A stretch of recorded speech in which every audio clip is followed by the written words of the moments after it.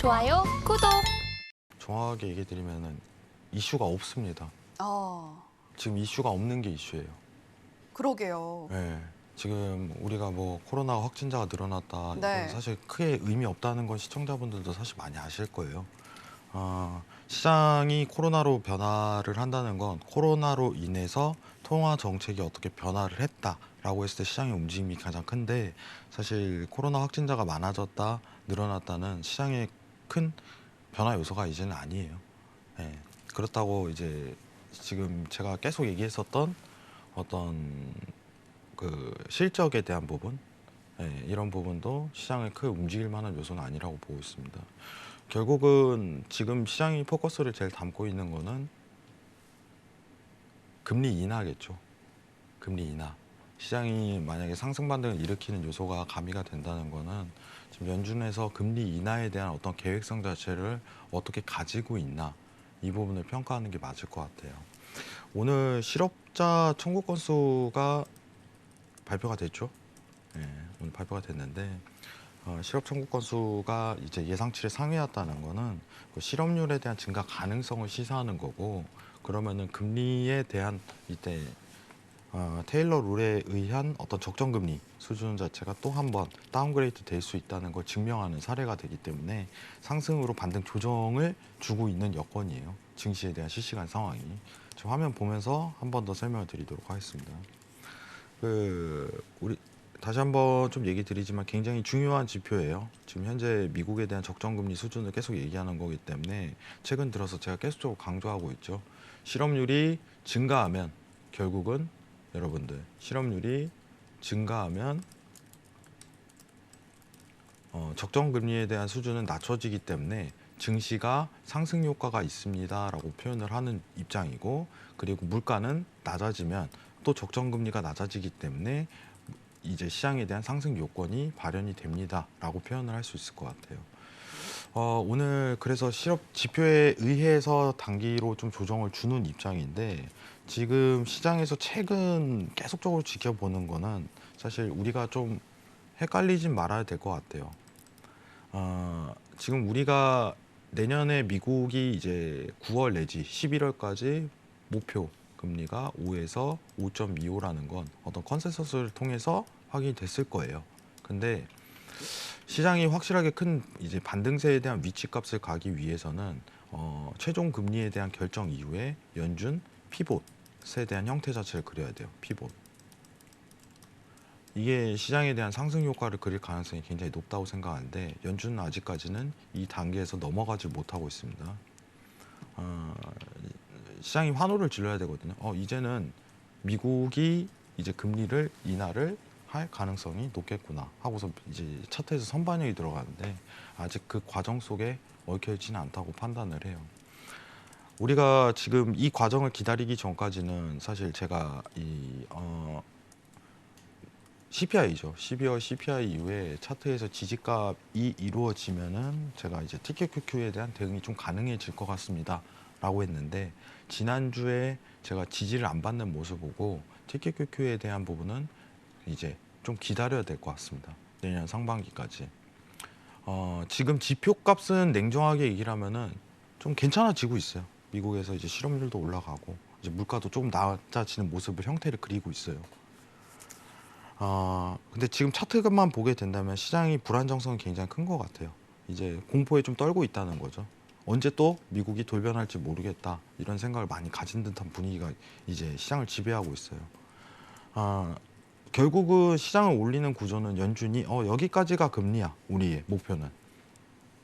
이게 무슨 뜻이에요? 우리는 이제 금리 인하를 준비할 거야, 이 뜻하고 똑같은데, 이 신호가 올 때까지는 시장 상승에 대한 부분은 좀 기대하기가 힘들 것 같아요, 냉정하게. 내년 상반기 할 가능성이 높다는 게 이제 여의도에 있는 어떤 다수의 의견이거든요.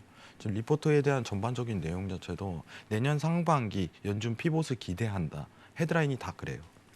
예. 연준 피봇은 뭐예요? 연준이 이제 되돌림을 준다. 최종 금리를 상단을 딱 고정을 정하고 우리는 23년도 하반기부터 혹은 24년도부터 내려갈 거야. 내릴 거야. 물가가 안정되고 있으니. 이런 모션을 취해야 되는데 아직 그 모션 자체는 없다는 거예요. 그러면서 이제 차트가 이제 크리스마스 전후죠. 전후로 계속적으로 하방세를 그리는데 오늘 차트에 대한 강의도 제가 좀 표현을 해드릴 거예요, 여러분들. 보통 해외 선물 하시는 분들이 오늘 단타적으로 대응을 하는데 제가 이제 중장기 모멘텀에 대한 부분은 확실한 어떤 신호가 있었을 때 그때부터 대응하자고 얘기를 많이 드리는 편인데 아직 그 신호는 발견이 되질 않습니다. 자, 지금부터 차트 부분 설명하면서 좀 얘기를 드리도록 할게요. 자, 우리가 보통 이제 틱 차트 대응이죠. 해외 선물 같은 경우는 틱 차트 대응, 거래량에 대한 부분으로 많이 하는데 보통 이제 지표에 대한 부분은 MACD라든가 RSI를 표현을 많이를 해요, 여러분들. 근데 오늘 연말이니까 예, 제가 이제 데일리 트레이딩에 대한 운영 방식을 좀 설명을 드릴까 해요. 보통 이제 우리가 일목균형표에서 제일 중요한 거는 뭐냐면은 스팬에 대한 돌파 자체를 굉장히 중요하게 생각하는데 이것 또한 중요하겠지만 이제 제일 중요한 거는 뭐냐면은 이 기준선하고 전환선에 대한 방향성이에요. 반환선. 자, 보시면은 지금 초록선하고 주황색 선이 보이실 거예요. 잘 안 보이시는 분들을 위해서 좀 확대를 하겠습니다. 자, 강한 어떤 시그널에 대한 작용을 할 때 여러분들이 제일 주의 깊게 봐야 되는 건 뭐냐는 거는 지금 기준선하고 전환선에 대한 이 방향성에 대한 일치예요. 자, 지금 기준선하고 전환선하고 방향성에 대한 일치 자체가 역변하는 모습 자체가 제일 눈에 띄는 모습은 이런 그림이거든요. 이런 그림, 이런 자리. 저 여기서부터 이제 매수 시그널이 굉장히 강하게 작용하고 있다. 이걸 설명을 하는 거예요. 그럼 우리는 진입에 대한 코스를 보기 위해서는 MACD랑 RSI를 추가적으로 확인을 하는 겁니다. 자, 지금 여기서부터 이제 새벽 6시죠. 일단 차트만 볼게요. 6시부터 차트에 대한 매수 시그널이 작용을 하고 있는데 여기서부터 이제 진입에 대한 코스를 보기 위해서는 가장 적절한 위치 값은 어디냐라고 평가를 했을 때 MACD가 이제 중간 값에 왔을 때랑 이제 MACD가 하방 0 이하로 왔을 때랑 RSI가 50선 이하로 눌릴 때 이런 포지션에서 위치값 매수가 제일 적절해 보입니다. 자, 그러면은 오늘 차트에 대해서 지금 실시간으로 대응할 수 있는 구간이 있을까요? 라고 평가를 하게 된다면은 자, 보시면은 채널링이 구축이 된 상황에서 저항이 맞았죠. 현재 실시간입니다.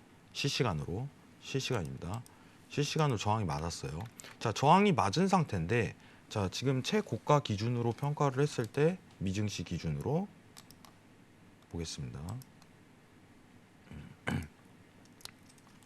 자, 최고점 기준으로 했을 때 1900 라인에서 고점이 형성이 포인트가 잡혔거든요. 근데 여기서는 대응이 아니라 이제 지켜보는 구간이에요. 1900 라인에서 매도를 보는 게 아니라 지금 여러분들이 보셔야 되는 건 뭐냐면은 지금 기준선하고 전환선이 우하향으로 모멘텀이 바뀌는지 기다리는 자리예요. 이게 하이라이트입니다. 해외 선물 데일리 트레이딩 하시는 분은 이걸 체크를 해야 돼요. 그럼 이게 역변을 한다라고 봤을 때 이제 매도에 대한 진입 사인이 좀 있으면 나오겠구나 하고서 판단하는 거예요. 그냥 급할 필요가 없어요. 데일리 트레이딩 하시는 분들이 하루 5회 이상을 왕복하시는 분들이 굉장히 많으신데 그거 굉장히 문제가 많은 요소입니다. 하루에 한 번 내지 두 번밖에 트레이딩 기회가 오질 않아요. 우리가 컴퓨터 앞에서 딱 트레이딩을 접속하는 시간 자체가. 근데 제가 왜 이런 방향으로 매매를 하냐면은 1번은 뭐냐면 손절 구간이 굉장히 짧으면서도 추세에 대한 이적폭을 최대한으로 크게 먹을 수 있다는 장점이 있어요. 여러분들. 자, 내가 오늘 차트를 딱 켰는데 22시에 제가 켰어요. 여러분들 22시에 켰는데 지금 방향이 뒤집혀지지 않았습니다. 그럼 기다리는 거예요. 지금은 아직 매매할 구간이 아니구나 라고 판단을 하는 겁니다. 왜냐면은 이미 이 추세에 대한 부분은 오늘 새벽 6시부터 발동한 거기 때문에 크게 지금 추격성으로 들어설 필요가 없겠다라고 판단하시는 게 제일 좋아요. 많은 분들이 지금 내가 해외 선물이라는 것 자체가 24시간 항상 열려있기 때문에 언제든 매매할 수 있어요 라고 생각을 하시겠지만 실제로는 그렇지가 않아요. 여러분들. 그렇게 해서 수익 다 내면은 여기서 이제 부자 되겠죠. 근데 실제로 그렇지 않습니다. 지금 이제 개장을 앞두고 있는 상황에서 이제 시그널을 좀 기다리는 입장이에요. 정확하게. 지금 주황색 선이 여러분들 전환선이고 초록색 선이 기준선인데 전환선하고 기준선에 대한 방향성이 둘 다 일자로 펴져 있죠. 저항은 한번 맞았지만은 내가 매도를 볼 수 있으려면 정확하게 이 두 개에 대한 방향성이 우하방을 가리켜야 됩니다. 그러면은 이제는 추세가 매도로 발현될 가능성이 높겠구나. 거기서 붙는 게 아니에요. 거기서 붙어버리면은 손실에 대한 이 커트 라인을 굉장히 비중을 크게 잡아버립니다. 그러면은 거기서 모순이 생길 수 있다는 거예요. 예. 트레이딩이 굉장히 기초적인 거예요. 왜냐하면 손익비에 대한 구성을 할 줄 알아야 돼요. 해외 선물이 단순히 매도로 수익을 낼 수 있습니다. 매수로 수익을 낼 수 있습니다. 라고 생각을 하시겠지만 저는 여러분들한테 다 솔직하게 얘기해요. 위험이 2배인 거예요. 방향성을 2배로 확보할 수 있을 만큼 위험도 2배인 겁니다. 그러면은 손익비에 대한 구성을 확실하게 구성을 해갖고 어떤 식으로 방안을 모색할지 방향성 자체가 확보가 됐는데 어디서 진입을 할지 그래야지 내 손절에 대한 구간을 어디서 타이트하게 쥐어야 할지 그 부분을 판단하는 거예요. 자, 일단은 지금 매도에 대한 조건 자체는 1차적으로 발현된 게 채널 링에 대한 전일장 채널 링에 대한 구축 자체에서 저항 자체는 들어갔어요. 현재 굉장히 좋아요. 지금 그러면은 일단은 전환선하고 기준선에 대한 방향성을 우하방을 가리키는지 판단을 하겠다. 이게 중요한 겁니다. 예. 자, 내려가죠. 그러면은 이제는 진입을 할 수 있겠구나. 그때부터 MACD 보는 거예요. MACD가 우상향으로 도달을 했을 때 0 이상 값으로 도달을 했을 때 그리고 RSI가 최소 50값에서 중간값에 다시 도달을 했을 때 진입 자리가 확보가 될 가능성이 굉장히 높아요. 예시입니다. 예.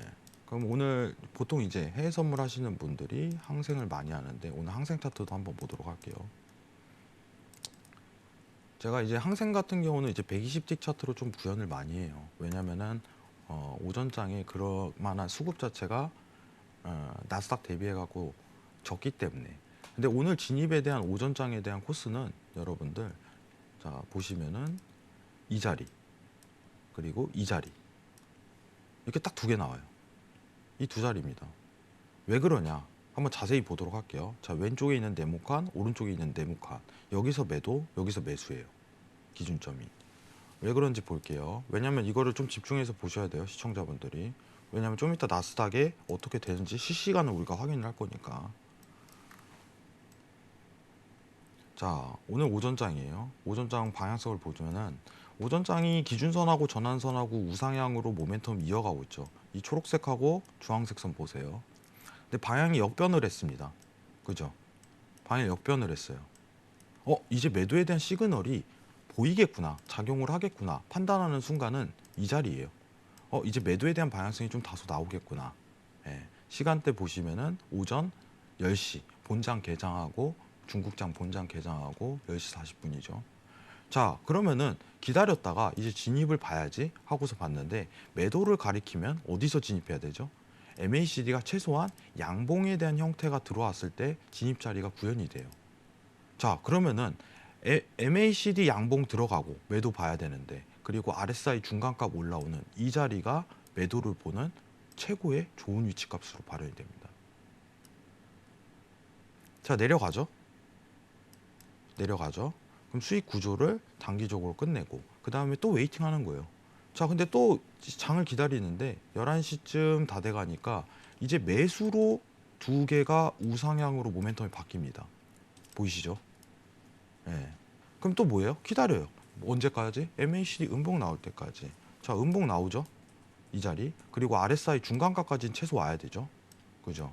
그러면은 이 자리가 또 매수로 진입할 수 있는 사인이 돼 버려요.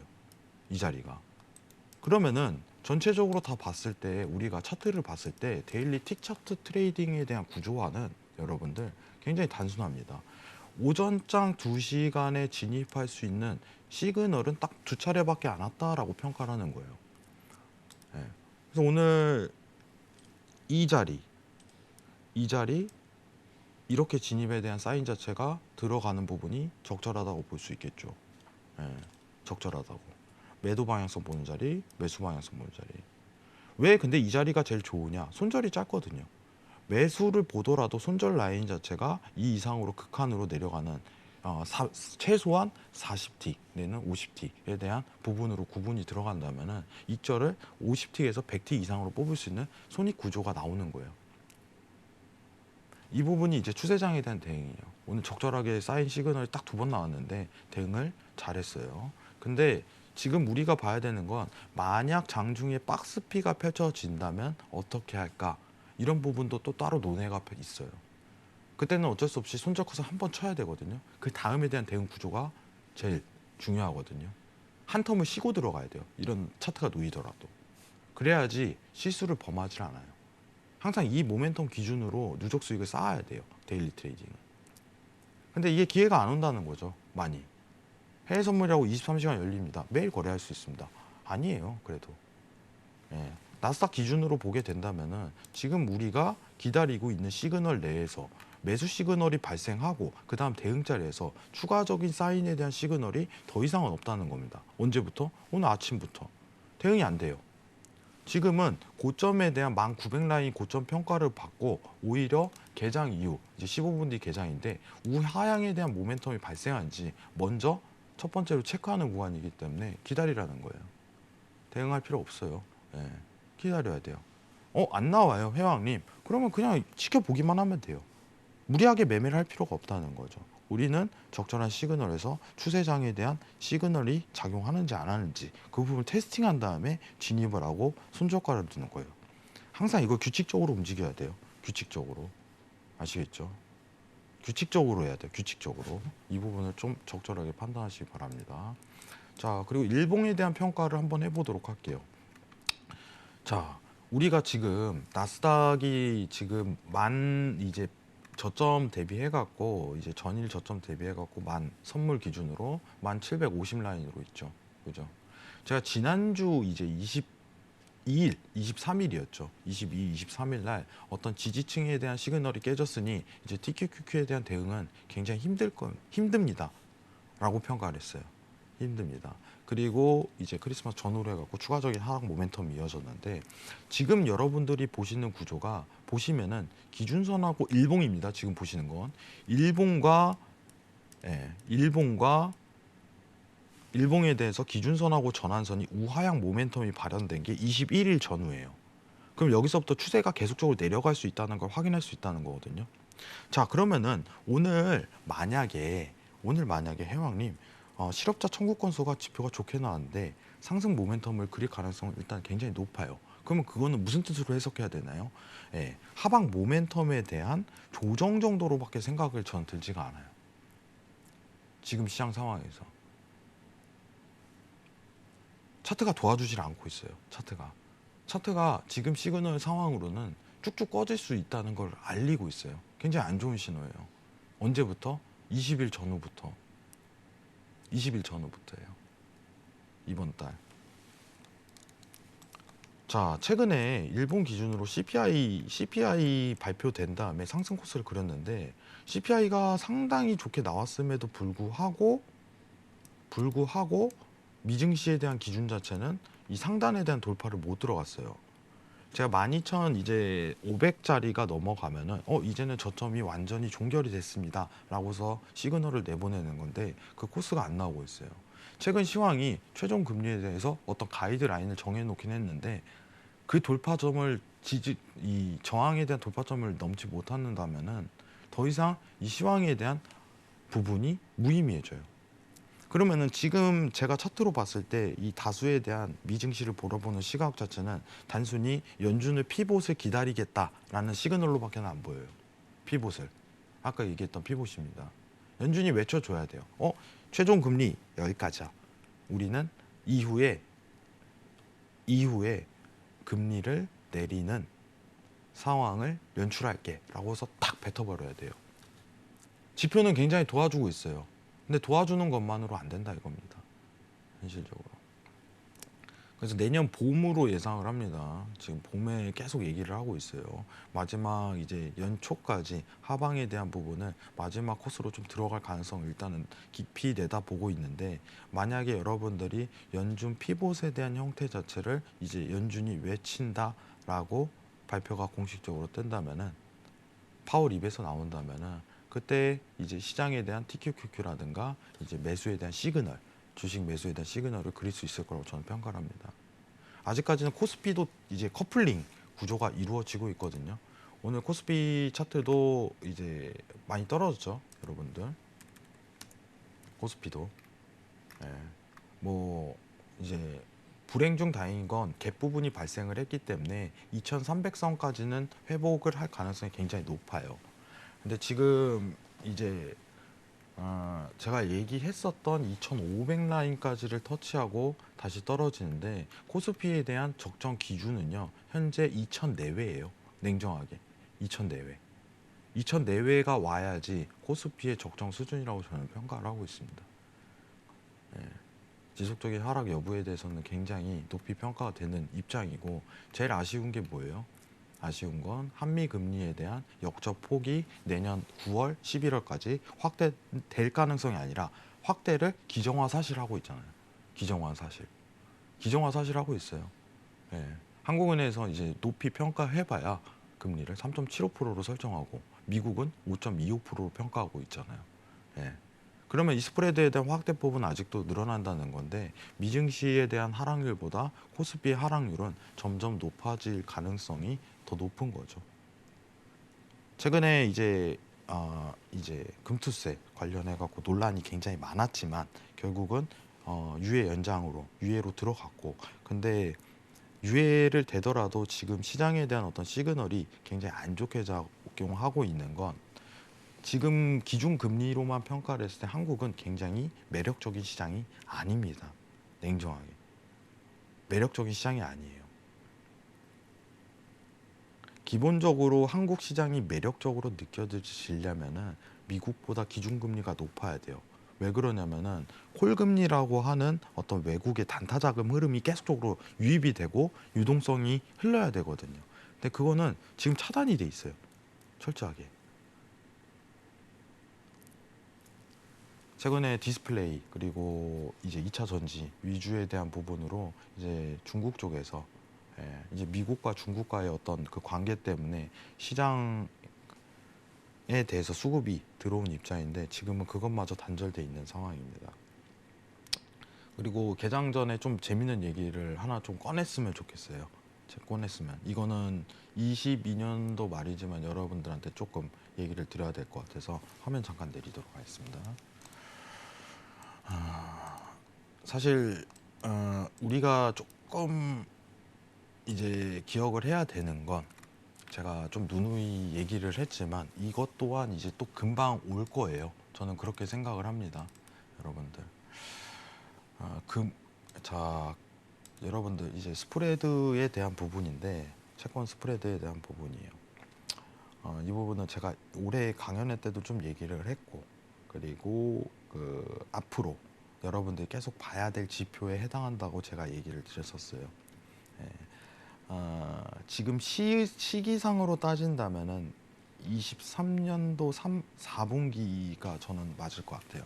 23년도 4분기. 금융위기가 온다면 23년도 4분기의 가능성이 제일 높습니다. 지금 시장이 하락하는 거는 단순히 양적 완화에 대해서 미국이 5천조를 풀었던 거를 수거하는 기간밖에 해당이 안 돼요. 여러분들, 수거하는 기간. 금융위기가 아니라는 거예요. 절대로. 금융위기가. 이제 인플레이션이 낮아지고 내년 봄에 피봇이 흐르면은 이제 시장이 어떤 정도 상승에 대한 구조를 그릴 가능성은 그때 놓일 건데, 그때 만약 오른 게 만약 이제 시장은 건강해졌어, 살아났어 라는 분위기가 분명히 또 나올 거예요. 내년 봄에. 뭐 또 착각을 하겠죠. 이제는 야, 연준 피복 끝났다. 그때 막 이제 경기 시즌 넘어가기 때문에 실적 얘기를 하면서 실적이 우상향 모멘텀으로 나옵니다.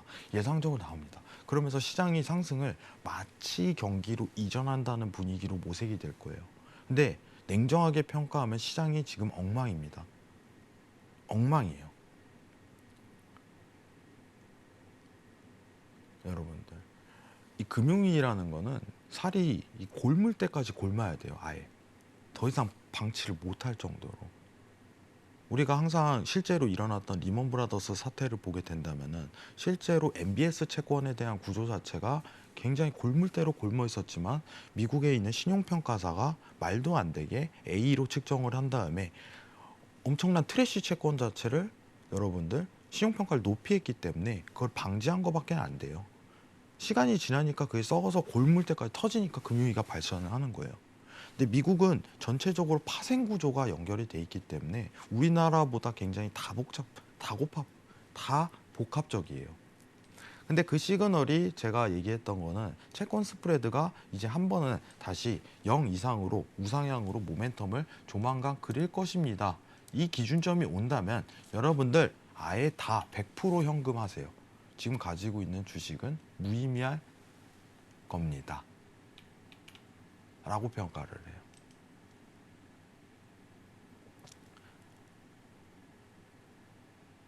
제가 사실 이제 오늘 이제 어떻게 하다가 이제 지나가다가 아시는 분을 만났는데 제가 여기 이 신세계에 출연하는지 몰라요. 아시는 분이 주식 얘기를 하더라고요. 제가 사실 주식이 조금 안 좋은 상황인데 그냥 잊고 살라고요. 이런 분들이 있어요. 네. 근데 이 내년 봄에 어떤 시장이 컨센서스가 우상향 모멘텀을 그릴 때 마치 살아난다는 분위기보다는 그때 어떤 물렸던 종목 자체를 웬만하면은 최소화시키자는 전략 자체, 이 전략 자체를 준비를 하셔야 돼요. 내년 봄 이후에. 예. 일단 연준 피봇이 그리는 것을 최종적으로 확인을 해야 되는데 이 채권 스프레드를 봐야 되는 구조 자체는 뭐냐면은 미국이 파생 구조다 보니까 이 우리가 이제 MMF 시장이죠. 예. MMF 머니마켓 펀드 시장과 그리고 레포 시장 그 구조가 있기 때문에 채권 투자가 굉장히 활성화돼 있거든요. 예. 다시 한번 얘기 드리지만 미국에서는 울트라 채권이라고 있어요. 울트라 채권이 뭐예요? 100년짜리 채권이에요. 여러분 채권에 대해서 알고 계시는 분들은 많겠지만은 100년에 대한 약속을 지나면 이걸 가지고 있다면은 이자율을 줘요. 근데 어느 누가 이걸 사겠어요? 100년짜리를? 여러분 사실 건가요? 내 자식들한테 물려줄 거야 하고? 네, 그런 사람은 없습니다. 이 100년에 대한 차트는 담보성에 대한 물건을 굉장히 많이 줘요. 근데 이걸 사는 이유는 이걸 사갖고 담보를 맡기고 더 낮은 부분으로 이제 30년물, 이제 10년물 해갖고 이제 담보를 맡기고 그 받은 돈으로 재투자를 하는 거예요. 이게 미국의 파생시장 기본 구조예요. 근데 채권 스프레드가 역전됐다는 건 뭐냐면 이 투자에 대해서 원칙적으로 30년물이 금리가 높기 때문에 더 많은 이자를 받기 때문에 이게 구조가 가능한 건데 이 구조 자체가 깨진다는 걸 증명하는 거예요. 근데 역사적인 패턴으로 보게 된다면은 항상 10년물 채권과 2년물 채권이 역전할 때는 금융위기가 발생하지 않았습니다. 그러면은 이게 재역전이 들어가게 된다면 여러분들 0.5 라인에서 인근에서 금융위기에 대한 발현 가능성이 제일 높아요. 근데 최근에 좀 다소 올라오고 있네요. 그러면은 시간상 대비로 한다면 최소 6개월에서 1년에 대한 기간 모멘텀이 발생을 해야지 그 가능성이 크게 놓입니다. 현재 시간상으로 본다면 절대값 수치로. 그럼 내년 4분기예요. 4분기 들어갈 때 가능성이 제일 높아요. 일단 현실성 있게. 이 부분은 여러분들 좀 깊게 고민을 한번 해보셨으면 좋겠어요. 냉정하게. 피봇에 대한 형태를 그린다면 시장에 대한 어떤 저점 위치를 밝히면서 이제 긴축이 마무리가 되는구나, 시기가 밝혀졌구나, 더 이상 금리 올리는 일은 없겠구나 라고서 하기 때문에 위험 자산의 수급이 단기적으로 1분기 혹은 2분기에 수급이 쏠리겠지만 마치 그게 시장이 경기가 활성화돼서 다시 이제 시장이 안정성 있게 올라가구나라고서는 착각 안 하셨으면 좋겠어요. 이 부분은 확실히 고지하길 바랄게요. 그러면 우리가 이제 안정성이 있는 투자에 대해서 좀 더 집중을 해야겠죠. 예, 그거는 내일 무방에서 좀 얘기를 드리도록 할게요. 마치겠습니다. 좋아요, 구독!